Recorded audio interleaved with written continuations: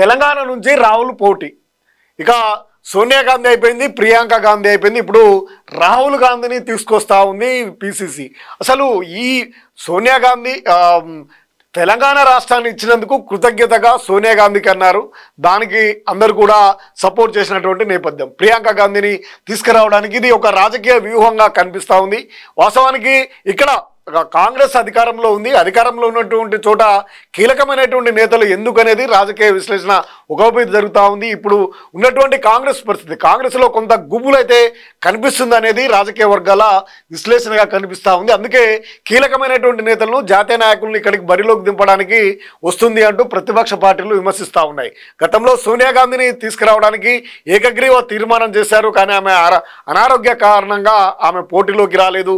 ఆఖరికి రాజ్యసభ సీట్ అయినా ఇక్కడి నుంచి తీసుకోమని కూడా విజ్ఞప్తి చేశారు, కానీ ఆమె కాదని రాజస్థాన్ నుంచి అభ్యర్థిగా నిలబడ్డారు. కానీ ఇప్పుడు రాహుల్ గాంధీని మరీ తెర మీదకి తీసుకొచ్చారు. ఇక్కడ ఉన్నటువంటి పోటీ ఖమ్మం, ప్రధానంగా ఖమ్మము, వారు చెప్తున్నటువంటి సీట్లు 3 కూడా కాంగ్రెస్ పార్టీకి అనుకూలంగా ఉన్నటువంటి స్థానాలే. ఖమ్మము, అదేవిధంగా నల్గొండ, భువనగిరి, 3 స్థానాలు కాంగ్రెస్ ఖాతాలో ఉన్నటువంటి స్థానాలు. ఇక్కడ కాంగ్రెస్ గత అసెంబ్లీ ఎన్నికల్లో జరిగినటువంటి కీలకమైనటువంటి అసెంబ్లీ ఎన్నికల్లో వారే ఎక్కువ సీట్లు పొందినటువంటి పరిస్థితి ఉన్నటువంటి సీట్లోనే మళ్ళీ రాహుల్ గాంధీనే తీసుకురావడం ఆశాస్పదం అనేది చెప్తా ఉన్నారు.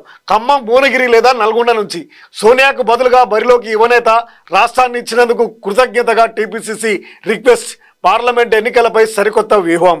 ఇక పార్లమెంట్ ఎన్నికల్లో కొత్త వ్యూహాన్ని, అది నిజమవుతుందా కాదా అర్థం కాని పరిస్థితి. పెద్ద నాయకులను చూపించి ఇక్కడ ఓట్లు అడగడం ఎందుకు? ఇక్కడ అధికారంలో ఉన్నటువంటి కాంగ్రెస్ పార్టీ వారిని ముందుంచుతుంది. కాంగ్రెస్ అగ్రనేత రాహుల్ గాంధీ తెలంగాణ నుంచి పోటీ చేయనున్నట్లు తెలుస్తుంది. ఖమ్మం, భువనగిరి లేదా నల్గొండ లోక్సభ బరిలో ఉంటారని చర్చ నడుస్తుంది. ఈ మేరకు ఏఐసిసి చీఫ్ మల్లికార్జున ఖర్గేతో ముఖ్యమంత్రి రేవంత్ రెడ్డి చర్చించారని, దానికి రాహుల్ సైతం అంగీకరించారని పార్టీ వర్గాల్లో టాక్ వినిపిస్తుంది. అయితే రాహుల్ పోటీ చేస్తే రాష్ట్రంలో మెరుగైనటువంటి ఫలితాలు ఖాయమని కాంగ్రెస్ భావిస్తుంది. అంటే ఇప్పుడు రావన్నట్ట కాంగ్రెస్కే ఇప్పుడు గెలిచే అవకాశాలు ఉన్నటువంటి స్థానాలు ఇవి. అటువంటి పరిస్థితుల్లో ఇప్పుడు 10కి 17 స్థానాలకి 14 స్థానాలు గెలుచుకుంటున్నటువంటి కాంగ్రెస్, గెలుచుకుంటామంటూ ధీమా వ్యక్తం చేస్తున్నటువంటి కాంగ్రెస్కు మళ్ళీ వీరిని ఎందుకు తీసుకురావడం ఇక్కడికి అనేది ఇప్పుడు ప్రశ్నార్థకంగా మారింది కాంగ్రెస్ పరిస్థితి. అక్కడ ఉన్నటువంటి బలమైనటువంటి నేతలు ఉన్నారు.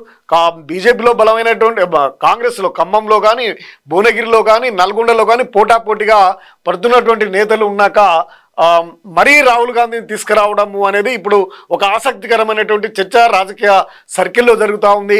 ఓటమి భయంతో ఈ అసెంబ్లీ ఎన్నికల్లో వచ్చినటువంటి మెజార్టీ పార్లమెంట్ ఎన్నికల్లో వచ్చే అవకాశం లేదని కాంగ్రెస్లో ఒక భయము ఉంది అనే చర్చ కూడా జరుగుతూ ఉంది రాజకీయ సర్కిల్లో. ఈ తరుణంలో వెంటనే ప్రతిసారి సోనియా గాంధీని, ఇటు ప్రియాంక గాంధీని, మళ్ళీ రాహుల్ గాంధీని తీసుకురావాలని చూస్తూ ఉంది. ఎందుకు అనే చర్చ కూడా జరుగుతూ ఉంది. కాంగ్రెస్ అధికారంలో ఉన్నటువంటి తెలంగాణలో అది జరిగి ఇప్పటికీ 2-3 నెలల కాలంలోనే మార్పు అనేది అయితే జరగదు. అసెంబ్లీ ఎన్నికల్లో భారీ మెజార్టీతో గెలిచినటువంటి, ఇక్కడ పార్లమెంటు కూడా గెలిచే అవకాశాలు ఉన్నటువంటి పరిస్థితుల్లో మరి ఇటువంటి వ్యూహానికి ఎందుకు వెళుతుంది అనేది ఇప్పుడు ప్రధానమైనటువంటి చర్చ.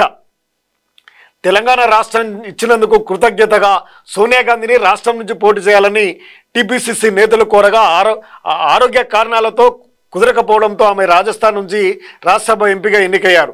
మరోవైపు కేరళలోని వయనాడ్ నుంచి రాహుల్ ఎంపీగా ప్రాతినిధ్యం వహిస్తుండగా ఇండియా కూటమి సీట్ల సర్దుబాటు చర్చలు సాగుతుండగానే సిపిఐ ప్రధాన కార్యదర్శి డి రాజా సత్యమణి యూని రాజాను అక్కడ క్యాండిడేట్గా ప్రకటించారు. దీంతో సోనియాకు బదులు రాహుల్ తెలంగాణ నుంచి పోటీ చేస్తే బాగుంటుందనే ఆలోచన కూడా రాష్ట్ర పార్టీ చేస్తూ ఉందట. అక్కడ సిపిఐ రాష్ట్ర కార్యదర్శి సతీమణి అక్కడ పోటీ చేస్తుండటంతో అక్కడ నుండి రాహుల్ గాంధీ ఇంకొక స్థానానికి పోవాల్సినటువంటి పరిస్థితి.